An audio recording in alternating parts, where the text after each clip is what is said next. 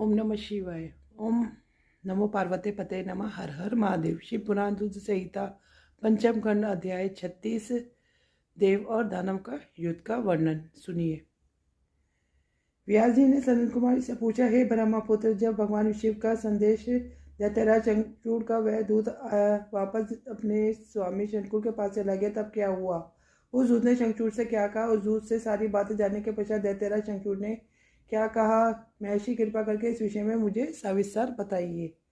व्यास जी ने के प्रश्नों को सुनकर सनत कुमार जी बोले, हे महामुने, उस दूत ने अपने स्वामी शंकुर के पास जाकर उसे भगवान शिव से हुई सारी बातें बता दी। शिव जी की कही बातें सुनकर शंकुर अधिक क्रोधित हो उठा। उसने अपनी विशाल सेना को तुरंत युद्ध के लिए चलने की आज्ञा प्रदान की। दूसरी ओर भगवान शिव ने भी अपने गणों और देवताओं को युद्ध भूमि की ओर प्रस्थान करने के लिए कहा। देवता और दानवों की दोनों की सेनाएं पूरे जोश और साहस के साथ लड़ने हेतु तत्पर होकर आगे बढ़ने लगी। दानवों की सेना में सबसे आगे शंकुर था। दूसरी ओर देव सेना में त्रिलोकीनाथ भगवान शिव सबसे आगे चल रहे थे। दोनों सेनाएं अपने स्वामियों के जयघोष के साथ आगे बढ़ रही थी। उस समय चारों रणभेड़ियां बजने लगी। कुछ भी समय पश्चात देवता और दानव आमने सामने थे। कुछ एक दूसरे को अपना घोर शत्रु समझकर दोनों एक दूसरे पर टूट पड़े। भयानक युद्ध होने लगा।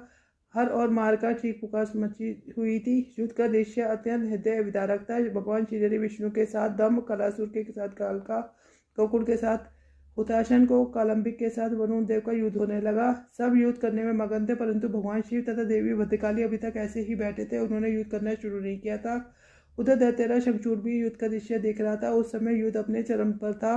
दोनों सेनाएं घमासान युद्ध कर रही थी। सभी बड़ी वीरता के साथ लड़ रहे थे और युद्ध में अनेक प्रकार के आयुधों का प्रयोग कर रहे थे। कुछ ही देर बाद पृथ्वी कटे मरे और घायल योद्धाओं से फट गई। तो यह अध्याय यहीं पूर्ण होता है।